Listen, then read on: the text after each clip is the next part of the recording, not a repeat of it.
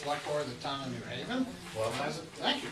As it says on the board, with me is Jim Walsh, who's on the Planning Commission, and Peter Rothschild. Right behind me, he's also a member of the Planning Commission. I want to just speak briefly about the background of New Haven.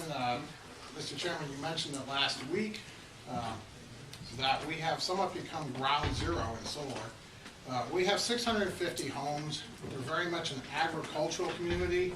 We have some fabulous prime soils and some fabulous statewide soils. We are a small town, but we are not a small town in terms of green. And I will use green and renewable interchangeably. We have currently in production in solar, we have 3.7 megawatts.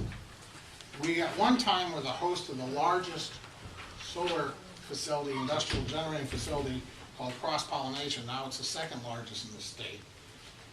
We have proposed that we are aware of another 12 megawatts of solar. So if all those are actually constructed, we would have a subtotal of 16 megawatts of generating capacity in a town of 650 homes. We're also host to Belden Falls Hydro Plant, which is owned by Green Mountain Power. That currently produces 5.7 megawatts of energy. Green Mountain Power has been granted permission to expand to 7.1 megawatts, but for my numbers today, I'm going to use the existing number of 5.7.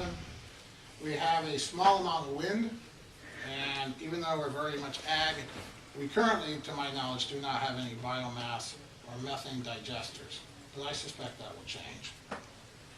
So why do I give you all these numbers? Bottom line is New Haven already is producing 6 times what we use in energy. And the commissioner, or DPS, was quoted in the Burlington Free Press as saying the opposite, that we actually consume more than we produce, and that's not true. If all these solar that we are aware of, and I'm not saying that we're aware of all of them, but if the ones that we are aware of are constructed, our town will produce 13 and a half times the amount of energy we use. So we view ourselves, as I say, ground zero.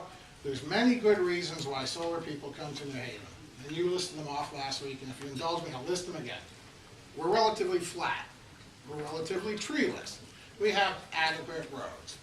Most important, we have a high-power transmission line that runs right through our town, and solar developers can hook to that very inexpensively. So when you had the speed program, boy, did we look good to them. And they all came to us. So we're doing our share. We're currently producing way more than we use, and we have, in our opinion, no local control. None. And this H40 bill, I don't see it doing anything, as an amateur reading it, that enhances local control. H100 does.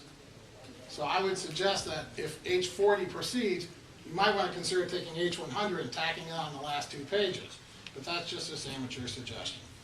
Now, Cross-Pollination, which is a 2.4 megawatt facility, was paying the town of New Haven, including all the farm buildings and everything, $28,000.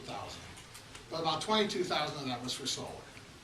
The rules changed. And according to Doug Lay, who's an employee of the state of Vermont and an expert in the assessment of these, we're going to lose $11,000. Our property taxes are going to get cut by $11,000 because the process of assessing and valuing has changed. So, unlike my friend here from Vernon, who had the big nuclear plant, and for many years Vernon got a lot of money, and now unfortunately for Vernon they're stuck with a radioactive building that is not generating a lot of money. New Haven's going to have lots and lots of these solar things, very little revenue, and it's my opinion that we're going to be stuck with these things forever. That actually this process, if it isn't revised, is going to create 1, 3, 5, 7, 10 acre junkyards 20 or 30 years down the road. There's a hole in the bill we want to point out to you that we think's a hole. There's language